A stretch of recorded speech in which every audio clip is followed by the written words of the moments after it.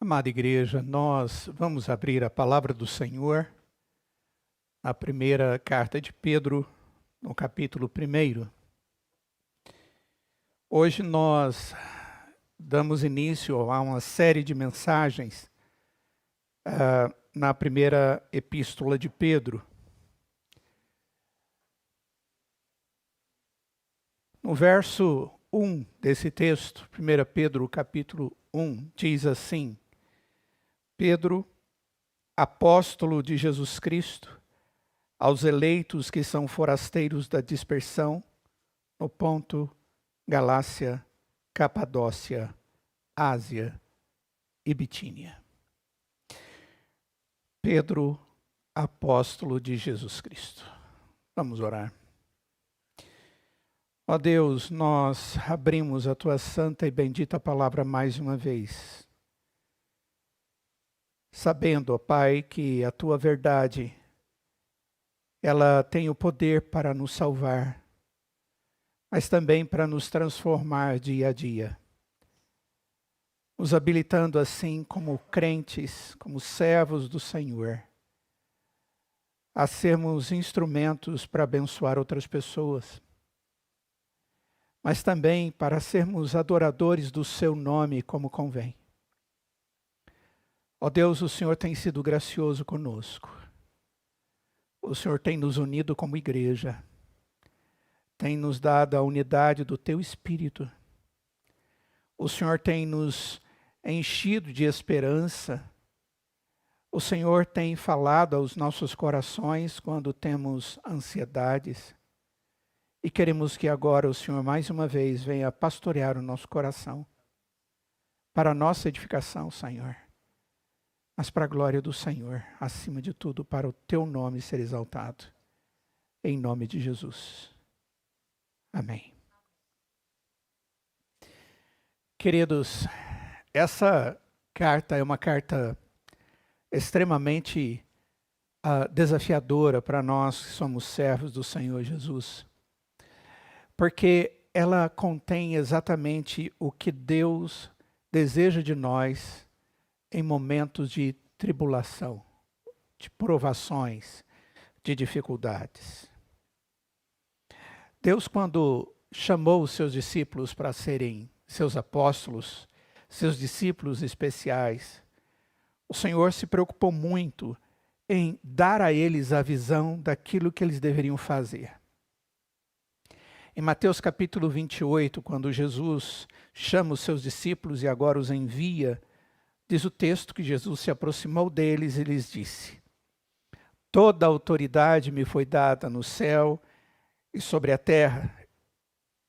Ide, portanto, fazei discípulos de todas as nações, batizando-os em nome do Pai, do Filho e do Espírito Santo, ensinando-os a guardar todas as coisas que vos tenho ordenado. E eis que estarei convosco todos os dias até a consumação dos séculos. A grande comissão que Deus dá aos seus discípulos é de proclamar o Evangelho. Mas Deus diz, olha, enquanto fizerem isso, eu estarei com vocês. Ele diz o que tem que ser feito, mas diz, eu estarei com vocês. Um pouco antes, em Mateus capítulo 10, do verso 16 a 18, Jesus também comissiona os seus discípulos, os seus apóstolos, para pregar a mensagem do seu reino vindouro. Mas ele faz algumas advertências de que eles sofreriam perseguição. As palavras do Senhor Jesus foram as seguintes, Mateus 10, 16 a 18. Eis que eu vos envio como ovelhas para o meio de lobos. Sede, portanto, prudentes como as serpentes e simples como as pombas, e acautelai-vos dos homens, porque vos entregarão aos tribunais e vos açoitarão nas suas sinagogas. Por minha causa sereis levados à presença de governadores e de reis, para lhes servir de testemunho a eles e aos gentios. Muitos anos depois destas palavras do Senhor Jesus, quando Pedro escreveu uma carta aos crentes judeus na província da Ásia, que é esta carta, período da região ali da Ásia Menor, essa profecia que o Senhor Jesus fez na vida de Pedro estava sendo cumprida com precisão. Inicialmente, as perseguições, elas foram de origem local, instituídas por judeus ortodoxos que resistiam ao ensino de Jesus como sendo o Filho de Deus, o Cristo, o Messias que havia sido prometido. Eles perseguiram apóstolos como o apóstolo Paulo enquanto ele viajava por aquela região, que agora Pedro envia a carta. Mas eles não foram, apesar da perseguição contra Paulo, capazes de impedir que ele falasse de Jesus e conduzisse pessoas a Cristo e levantasse igrejas compostas por judeus e gentios naquela região. Igrejas agora que recebem essas cartas.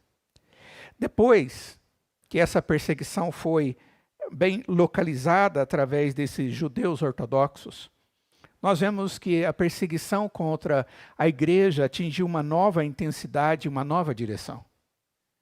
Roma agora era a sua perseguidora. Era Roma, através de Nero, como um tirano cruel que ele era, que acendeu as chamas da ira contra o povo de Deus.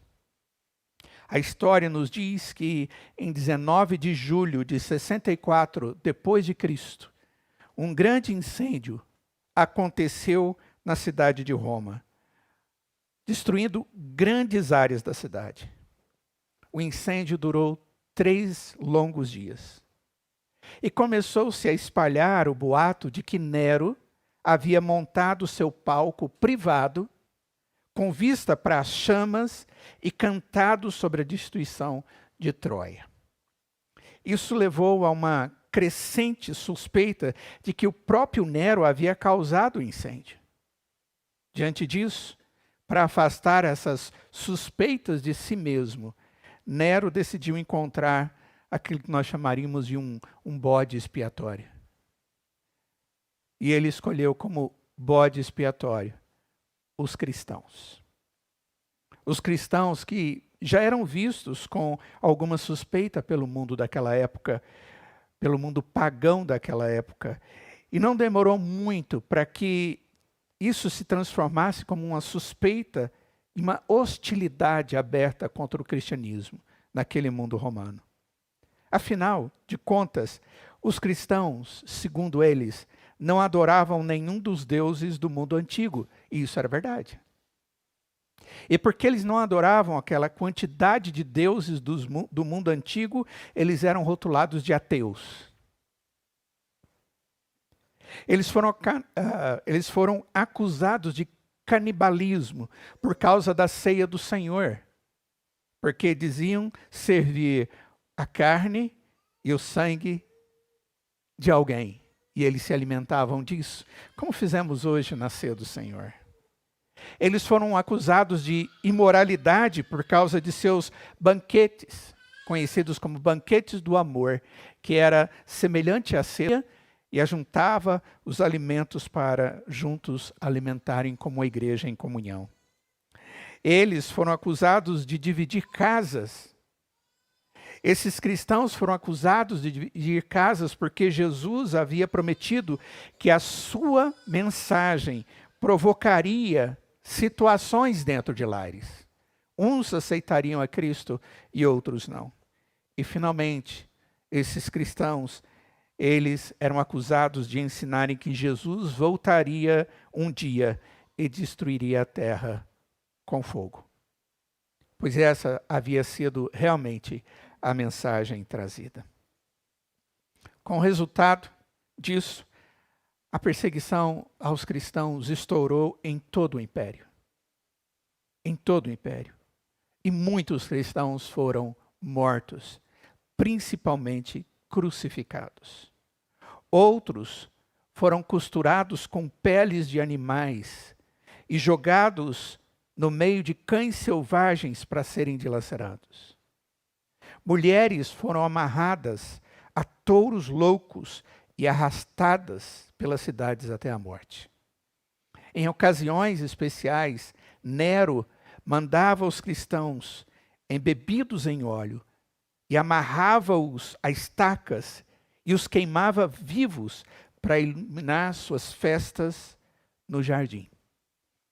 Enquanto o pior desta perseguição foi encontrado em Roma, essa atitude anticristã começou a se espalhar para as outras províncias de Roma. O próprio Pedro, ele sofreu profundamente em meio a essa situação. Como Pedro escreve aos judeus que estavam aqui sendo perseguidos por causa da sua fé, isso não é uma situação simplesmente pontual, mas era algo que de uma forma já era bastante grande no meio daquele povo. É interessante, irmãos, quando Pedro está escrevendo essa carta, ele está escrevendo para uma igreja que está sofrendo coisas dessa natureza. E ele fala exatamente como a igreja tem que viver em meio a situações como essa. De perseguida, de rotulada, de tratada como ignorante, como aquela que crê em coisas que não são verdadeiras. É assim. Mas se nós formos observar, a Bíblia é assim. Ela sempre fala a respeito das necessidades das pessoas e se relaciona com as pessoas no meio dos seus sofrimentos. E Pedro escreveu como inspirado pelo Espírito Santo para tratar desses irmãos que viviam em sofrimento. A Bíblia, ela nunca encobriu os tempos difíceis, mas ela falou dos tempos difíceis. Ela nunca fingiu que o vale do desespero não existe. Você nunca vai ver a Bíblia incentivando você a colocar a sua cabeça na areia e esperar que todos os seus problemas simplesmente desapareçam. Muito pelo contrário.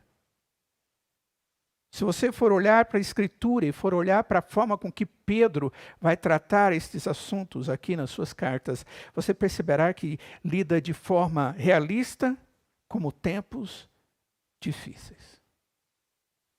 Deus sabe o que vivemos.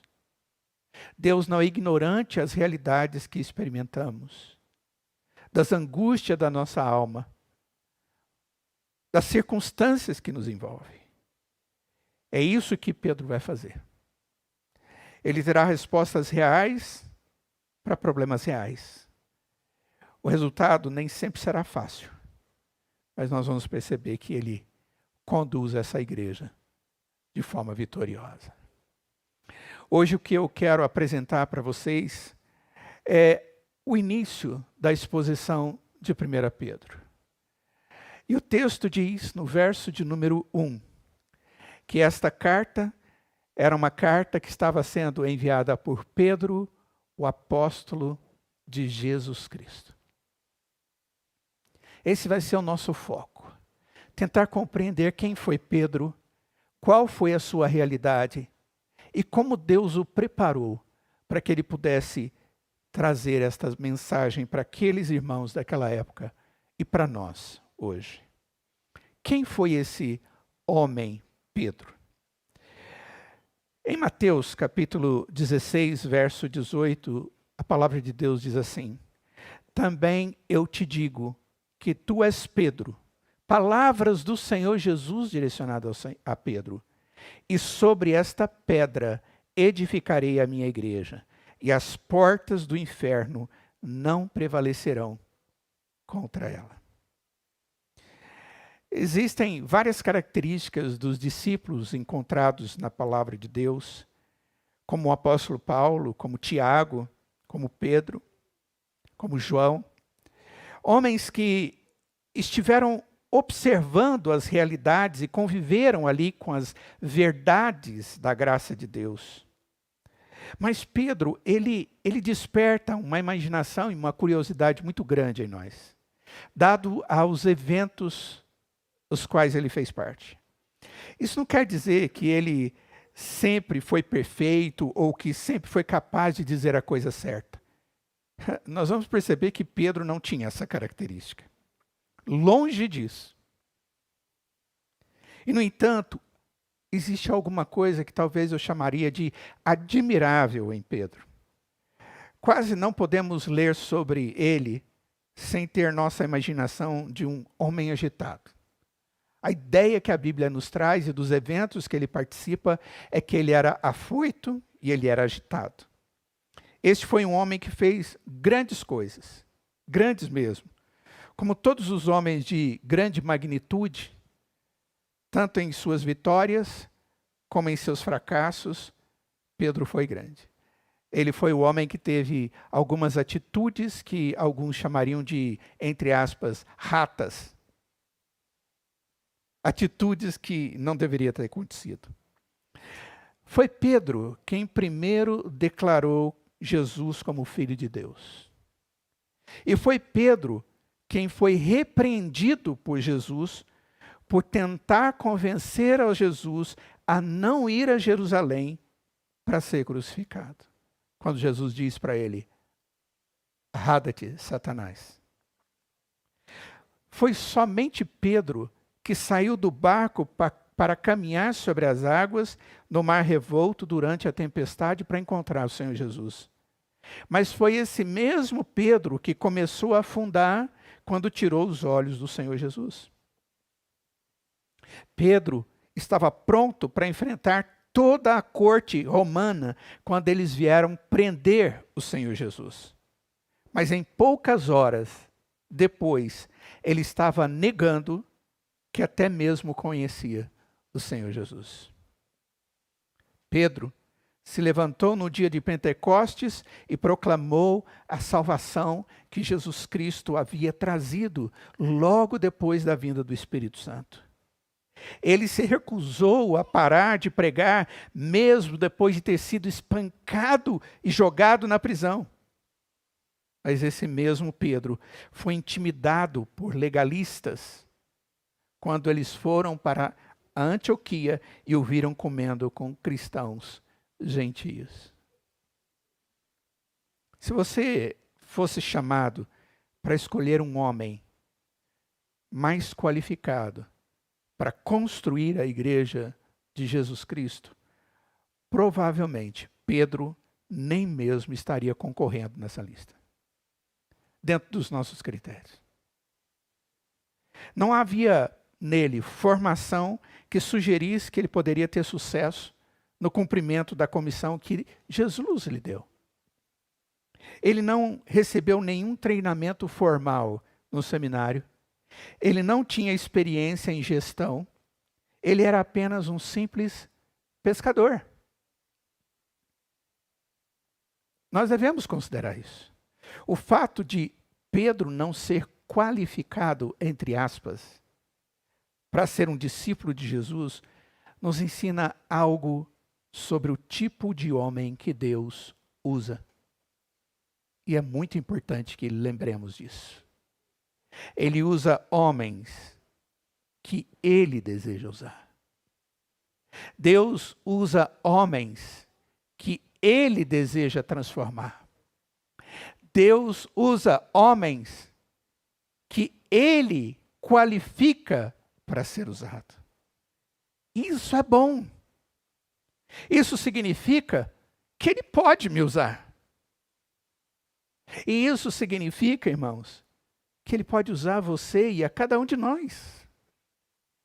Porque para sermos instrumentos nas mãos de Deus, depende de Deus e da obra de Deus.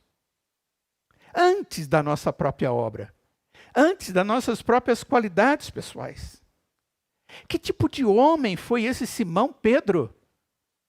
Seu nome era Simão. Era um nome comum entre os judeus. Remontado a Simeão, nome hebraico, um dos 12 das 12 tribos de Israel. Ele parece ter sido um tipo de homem prático, com o pé no chão.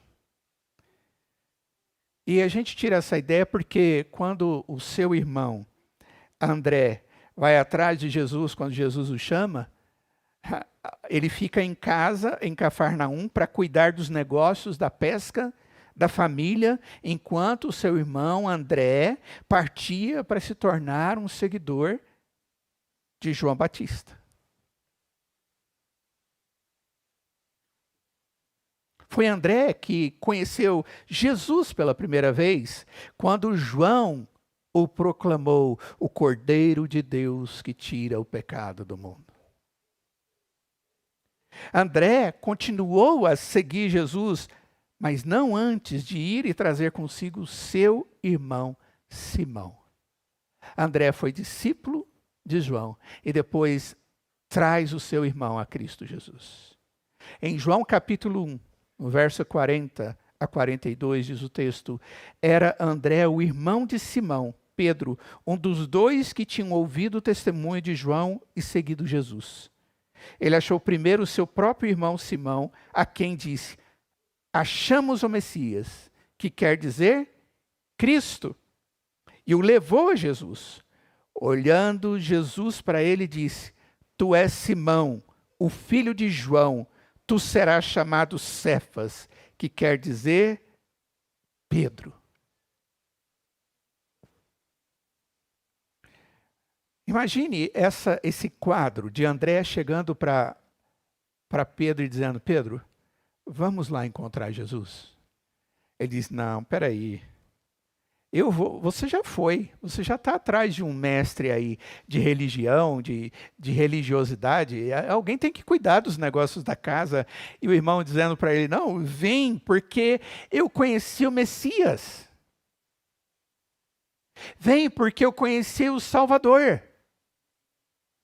Esse encontro inicial com Jesus mudou o curso da vida de Pedro. Mudou a história de Pedro. Mudou tudo na história dele. E mais do que isso, através da vida dele. Deus o fez um instrumento de honra nas suas mãos. Ele não seria mais um simples pescador. Na verdade, ele nunca mais foi capaz de pescar um peixe, a menos que fosse orientado pelo Senhor. De agora em diante, ele seria um novo homem. Seu nome era Cefas, e a palavra aramaica para rocha, a forma grega é Pedro, Petra. Seu nome tinha a ver com estabilidade, tinha a ver com alguém que tinha os pés no chão. Ele seria o fundamento sólido sobre o qual Cristo construiria a sua igreja. Mas, irmãos, isso ia levar um bom tempo. Porque Deus tinha uma obra para fazer na vida daquele homem. Até que ele estivesse completamente pronto para ser usado por Deus de forma plena.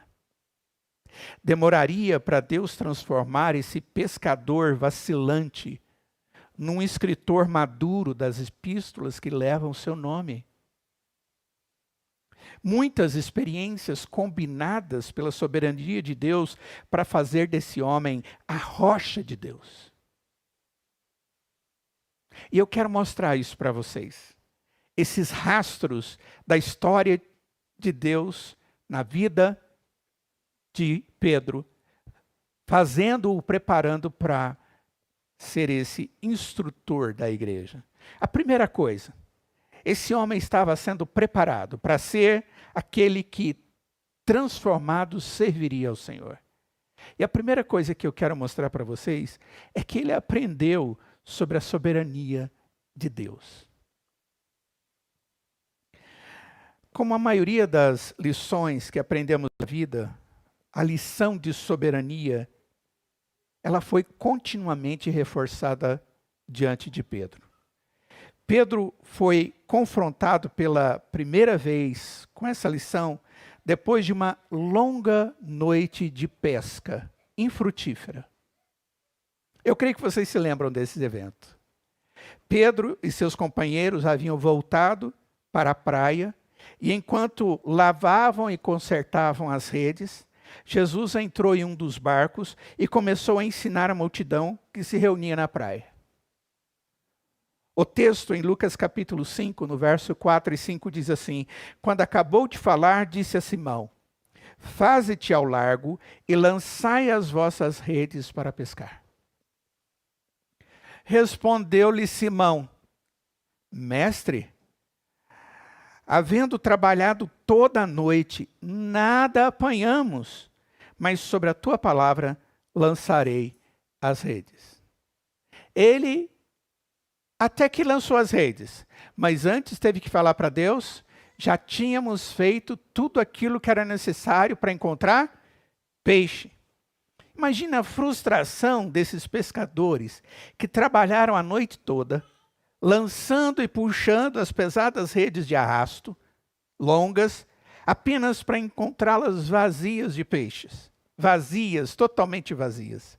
E agora Jesus estava dizendo a Pedro para voltar imediatamente e fazer isso mais uma vez. Provavelmente Pedro deve ter ficado tentado a dizer: agora não, Senhor. Primeiro eu preciso dormir, passei a noite pescando. Afinal, o especialista aqui era Pedro, quando o assunto era peixes. Se alguém estava qualificado para sair e pescar, esse alguém era Pedro. Jesus estava dizendo a um pescador experiente para pescar no lugar mais improvável, em águas profundas e em plena luz do dia. O que Pedro não percebeu foi que Jesus havia criado todos os peixes. As águas nas quais ele navegava. No entanto, por respeito a Jesus, Pedro concorda em fazer o que lhe é pedido. E no versos 6 e 7 diz assim, do capítulo 5 de Lucas: isto fazendo, apanharam grande quantidade de peixes e rompiam-se-lhes as redes. Então fizeram sinais aos companheiros do outro barco para que fossem ajudá-los. E foram e encheram ambos os barcos, a ponto de quase irem a pique. O resultado foi muito além de tudo que Pedro sonhou ser possível. De repente, as redes foram esticadas até o seu limite. É óbvio que Pedro não estava preparado para essa grande pesca. Ele jamais imaginava tanto peixe uma hora daquela, naquele lugar, ao ponto de ter que chamar um outro barco. Observem bem o que é dito no verso 8 desse texto. Diante desse evento sobrenatural, que Deus mostrou a sua soberania sobre todas as coisas, sobre a criação, sobre as criaturas, as palavras de Pedro foi: vendo isto, Simão Pedro prostrou-se aos pés de Jesus, dizendo: Senhor, retira-te de mim, porque eu sou pecador. Vai para outro lugar, Senhor, porque eu sou pecador. Ele reconheceu a santidade e a soberania de Jesus, do verdadeiro Senhor Criador. E ele viu a sua pequenez como pecador. Esse foi um evento extremamente importante na vida de Pedro, decisivo. Ele ficou cara a cara com a verdade de que Jesus é o Senhor soberano sobre todas as coisas. Se você for lá em 1 Pedro capítulo 5, verso 11, ele diz assim, concluindo o capítulo: a ele seja o domínio pelos séculos dos séculos. Amém. Quando ele escreve a sua carta a esses irmãos que estavam sendo perseguidos, estavam sofrendo, ele diz: não se preocupem. Esse Deus é o domínio pelos séculos dos séculos. Amém. Nada sai do domínio dele. Nunca, em momento algum, Deus perdeu o domínio sobre a história. E precisamos nos lembrar disso, irmãos.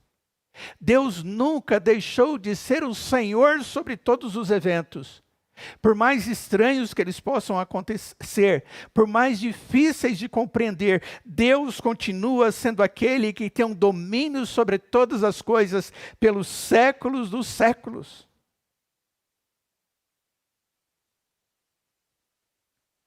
Uma outra coisa que Pedro aprendeu foi sobre a submissão a Deus. Uma lição vital para a sua vida e para o seu ministério. E aconteceu de uma maneira muito interessante. Em Mateus 17, verso 24 a 26, o texto da palavra de Deus diz assim: Tendo eles chegado a Cafarnaum, dirigiram-se a Pedro os que cobravam o imposto das 2 dracmas e perguntaram: Não paga o vosso mestre as 2 dracmas? Sim, respondeu ele. Ao entrar Pedro em casa, Jesus se lhe antecipou, dizendo: Simão, que te parece? De quem cobram os reis da terra impostos ou tributo? Dos seus filhos ou dos estranhos? Respondendo Pedro: Dos estranhos. Jesus lhe disse: Logo estão isentos os filhos. O que Jesus estava querendo ensinar com essas palavras? O imposto de 2 dracmas, queridos, era um imposto anual destinado para o sustento do templo. Todos os judeus foram obrigados a pagar esse imposto. 2 dracmas anuais para o sustento do templo. Nenhum judeu estava isento deste imposto. Pedro sabia disso. É claro que ele sabia disso. Ele era judeu. E então ele presumiu que Jesus pagaria. Porque, afinal de contas, ele era judeu. E Jesus usa a oportunidade para confrontar Pedro com uma pergunta. Ele pergunta se é costume que o filho de um rei seja forçado a pagar impostos ao pai. Pedro sabia a resposta e respondeu imediatamente: não. Quais as implicações disso? Se Jesus é o Filho de Deus, e Pedro já percebeu que ele era, isso significava que Jesus estava isento de pagar o imposto do templo. Essa era a situação. No entanto, havia uma outra lição que Jesus queria ensinar a Pedro. Foi a lição da submissão.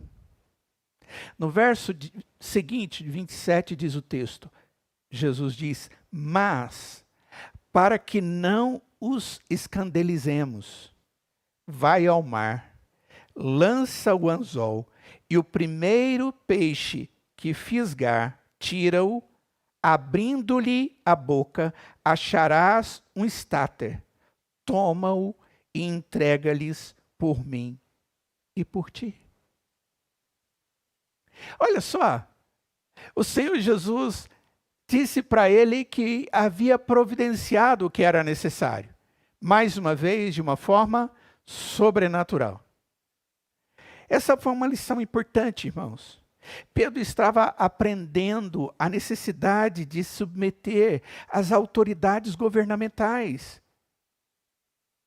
Tem algo a ser pago, tem um governante a ser obedecido, obedeça. Foi uma lição que mais tarde nós vamos encontrar ele passando para a igreja. Se você for em 1 Pedro, capítulo 2, verso 13 e 14, Pedro diz: Sujeitai-vos a toda a instituição humana por causa do Senhor, quer seja o rei como soberano, quer as autoridades como enviadas por ele, tanto para castigo dos malfeitores como para louvor dos que praticam o bem. Deus lhe ensinou de sua soberania. Deus o ensinou da importância da sua submissão às autoridades e ao próprio Deus. Mas Deus também lhe ensinou a respeito da servidão. Na noite, antes de ser traído e preso, Jesus se encontrou com seus discípulos no cenáculo. É um evento muito conhecido também. Após a ceia, Jesus se levantou da mesa, arregaçou as mangas da camisa e começou a lavar os pés dos discípulos. Alguns chamam de lava-pés. Foi uma lição viva de humildade e de servidão. Jesus explicou aos discípulos que este era um exemplo para eles seguirem. O texto está em João capítulo 13, a partir do verso 12, diz assim: depois de lhes ter lavado os pés, tomou as vestes e, voltando à mesa, perguntou-lhes: compreendeis o que vos fiz? Vós me chamais o Mestre e o Senhor, e dizeis bem, porque eu sou. Ora, se eu, sendo o Senhor e o Mestre, vos lavei os pés, também vós deveis lavar os pés uns dos outros, porque eu vos dei o exemplo para que, como eu vos fiz, façais vós também. Jesus e os seus discípulos tinham vindo a Jerusalém naquele dia da cidade de Betânia. Foi uma caminhada de aproximadamente 3 quilômetros. E sem dúvida, seus pés estavam sujos. Naquela época, era a pé mesmo, era caminhada. Lavar os pés dos convidados era uma tarefa de servos, normalmente deixado para um criado menor. Como não havia um servo disponível, um dos discípulos deveria ter assumido a tarefa de lavar os pés dos demais. Mas eles não fizeram isso. Talvez eles se acharem orgulhosos demais pelo fato de terem sido escolhidos pelo próprio Jesus para ser seus representantes. Esse trabalho seria baixo demais para eles. E assim Jesus mostrou-lhes, pelo exemplo, qual deve ser a atitude verdadeira de um servo de Cristo. Eles devem ter uma atitude de servos. No capítulo 5 de 1 Pedro, nós encontramos as seguintes palavras de Pedro, que aprendeu com o Senhor Jesus a respeito disso. Ele diz na parte B do capítulo 5, cingi-vos todos de humildade, porque Deus resiste aos soberbos, contudo, aos humildes concede a sua graça. Humilhai-vos, portanto, sobre a poderosa mão de Deus, para que ele, em tempo oportuno, vos exalte. Mais um princípio que Pedro aprendeu com Cristo, e ele escreveu nas cartas para orientar a igreja. Aí tem mais um. Ele aprendeu sobre como agir em meio aos ataques do inimigo. E quando eu falo do inimigo, eu posso me referir ao próprio Satanás. Provavelmente a lição mais dolorosa seja essa. Aprendeu foi com o perigo de excesso de confiança em face dos ataques de Satanás. Jesus o havia alertado para ficar atento quando eles chegassem ao jardim do Getsêmani.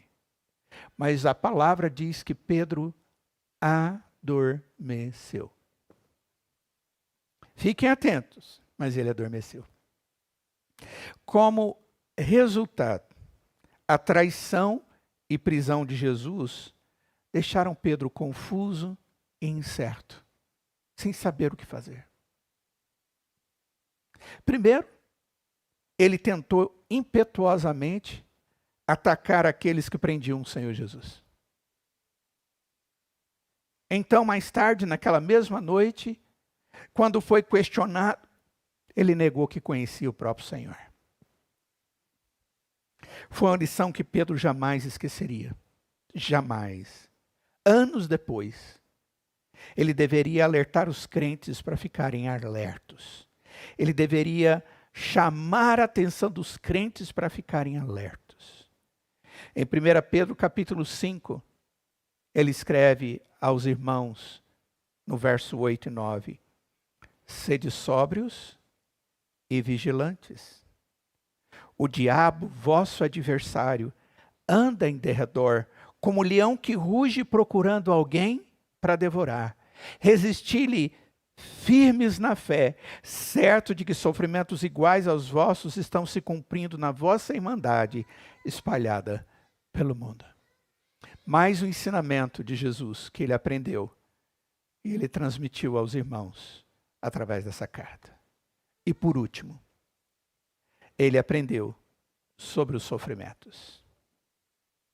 Talvez você pudesse me dizer, por que você não começou pelos sofrimentos? Porque quando nós começamos pelos sofrimentos, nós podemos ter os nossos olhos tampados para a realidade maior do que os nossos próprios sofrimentos. E a realidade maior do que os nossos próprios sofrimentos é a soberania de Deus. A graça de Deus, que nos dá o privilégio de sermos os seus servos, submissos a Ele, e que agora estamos à sua mercê, confiantes de que Ele faz o seu querer, em alguns momentos até mesmo permite os nossos sofrimentos. Nos primeiros dias da igreja, Pedro foi proibido de falar, de ensinar o nome de Jesus. Ele foi ameaçado, espancado, preso, jogado na prisão, ele foi acorrentado.